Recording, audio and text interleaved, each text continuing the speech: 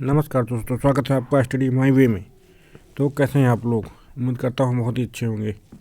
दोस्तों, इस वीडियो में बात करेंगे हम लोग अलंकार के बारे में। चलिए शुरू करते हैं। अलंकार अलंकार मुख्यतः दो प्रकार का होता है, शब्दालंकार और अर्थालंकार। एक होता है उभय अलंकार, लेकिन यहाँ पर जो पेपर में आपको वही पढ़ना है, शब्दा और अर्था। उसमें से भी जो इम्पोर्टेंट वही शब्दालंकार में कौन कौन से हैं? अनुप्रास, यमक और श्लेष। और अर्था में कौन कौन से पढ़ा हम लोग? उपमा, रूपक, उत्प्रेक्षा, अतिशयोक्ति और मानवीय अलंकार। चलिए शुरू करते हैं हम लोग। उपमा अलंकार। उपमा अलंकार में क्या है? जब पंक्ति में योजक चिन्ह आए, वाह शब्द सा सी से सब सरिश आए, तो वहाँ पे क्या होगा आपका उपमा अलंकार।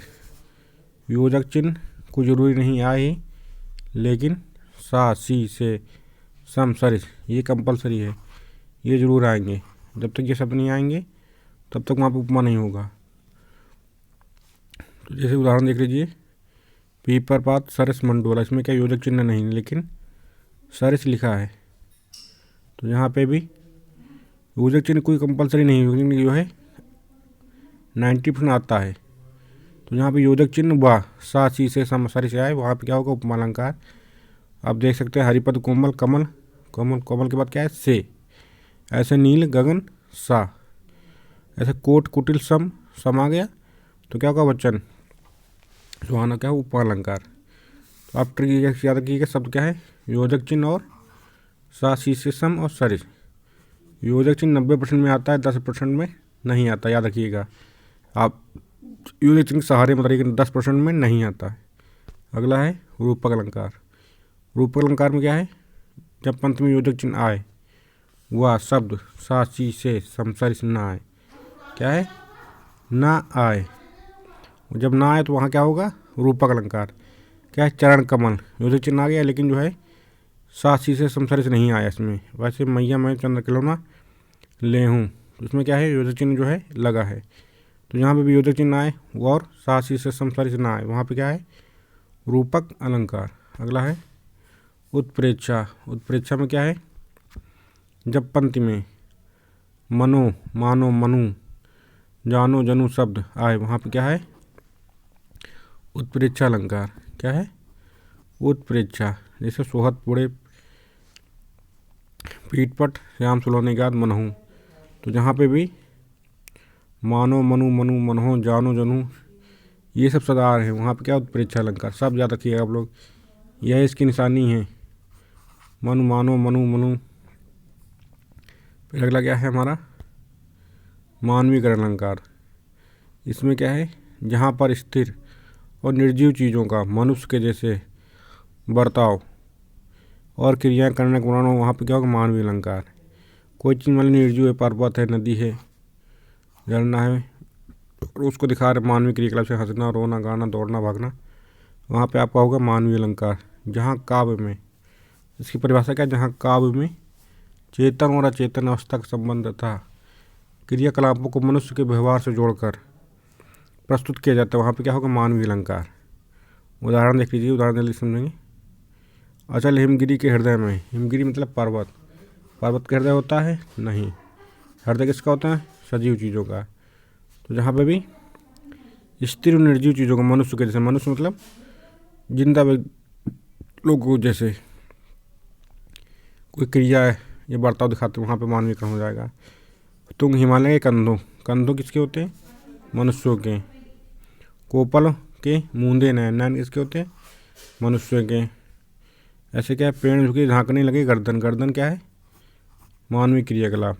तो जहाँ पे मानवीय क्रियाकलाप निर्जीव चीज़ों को दिखाते हैं, वहाँ पे क्या होगा मानवीय अलंकार। फिर अगला हमारा क्या है अतिशयोक्ति। अतिशयोक्ति मतलब जहाँ किसी चीज़ को बढ़ा चढ़ा कर कह दिया जाए। जब किसी बात का वर्णन बहुत बढ़ा चढ़ा किया जाता है, वहाँ पे क्या है अतिशयोक्ति अलंकार। हनुमान की पूंछ में लगना पाई आग, सगरी लंका जल गई, गए निशाचर भाग। फिर अगला क्या है उदाहरण, उदाहरण देख लीजिए। देख लो साकेत नगरी है यही, स्वर्ग से मिलने गगन में जा रही। नगर रिश्ता ज़मीन पे दिखा के बता गया है, जा रही है स्वर्ग में। धरती की चीज़ कोई स्वर्ग में पूरी पूरी नगरी जा सकती नहीं जा सकती है। ऐसे बालों को खोल कर मत चला करो, दिन में रास्ता भूल जाएगा सूरज। सूरज रास्ता भूल सकता है नहीं, लेकिन क्या है, अतिशयोक्ति यहाँ किया गया है, अतिशयोक्ति अलंकार। आगे क्या है अगला अलंकार, अगला उदाहरण, आगे नदियाँ पड़ी अपार, घोड़ा कैसे उतरे उस पार। राणा ने सोचा इस पार, तब तक चेतक था उस पार। अब आदमी सोच ही रहा है तब तक कोई जा सकता है, ये तो मन की गति हो गई, कुछ तो समय लगेगा ही नहीं। तो यहाँ पे क्या हो गया, अतिशयोक्ति अलंकार। फिर अगला हमारा क्या है, अनुप्रास। तो अनुप्रास में क्या है, जहाँ पर कोई अक्षर है, यहाँ शब्द नहीं लिखा, साफ साफ देख लीजिए क्या है, अक्षर। कोई यहाँ कोई अक्षर बार बार है, उस वर्ण या उस वर्ण को बार बार दोहराया जाए, तो वहाँ पे क्या है, अनुप्रास। जैसे संसार की समरस्थली में धीरता धारण करो, सा कितनी बार आया है, संसार में सा और समर में सा। ऐसे इसमें भी धीरता भी 2 बार आ गया है, लेकिन कोई जरूरी नहीं 2 ही शब्द आए, कोई एक ही शब्द कर 2 बार रिपीट हो रहा है, तो वहाँ पे क्या होगा, अनुप्रास अलंकार। एक क्या है, चारु चंद्र की चंचल किरणें, चारु चा से चंद्र, चा से चंचल। ऐसे शेष महेश दिनेश, ये इसकी याद रखिएगा, कहेगा ये भी देते हैं, जरूरी नहीं शुरू का ही मिले, अगर लास्ट का कोई तुक मिल रहा है तो वहाँ पे क्या होगा, अनुप्रास। शेष महेश दिनेश मिल रहा है ना लास्ट में। अगला है विमल माणिनी वीणा ली कमल कोमल कर में सब तीत।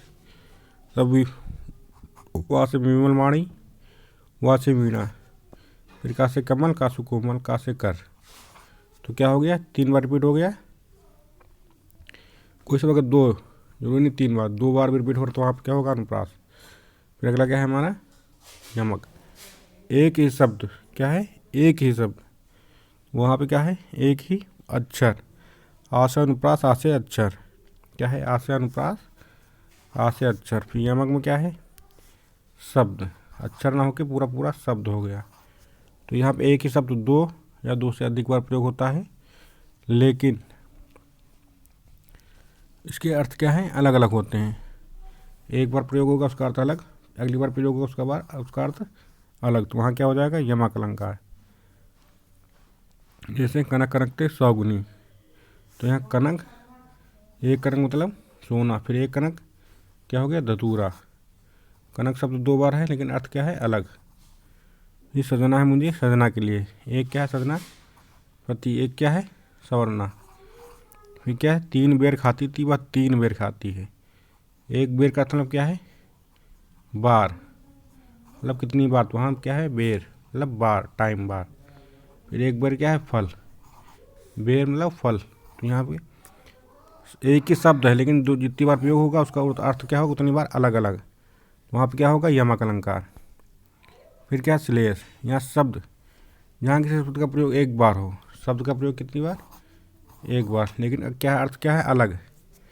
चरण धरत चिंता करते, यहाँ क्या सुवर्ण लिखा है ना, सुवर्ण, सुवर्ण के अर्थ कितने अर्थ निकलने हैं, 3, कितने, 3। शब्द एक ही बार, लेकिन अर्थ उसके क्या है, अलग, तो उसका क्या होगा, श्लेष अलंकार। फिर वैसे यहाँ पे श्लेष देख लीजिए, बढ़े, बढ़े शब्द के चिपके हुए अर्थ क्या है, बड़े मतलब बड़ा होना, एक बड़े मतलब बुझने पर। दोस्तों कैसा लगा वीडियो, अगर हमारे चैनल पर नए हैं चैनल को लाइक और वीडियो को लाइक और चैनल को सब्सक्राइब कर दीजिए। थैंक यू दोस्तों, थैंक यू फॉर वॉचिंग।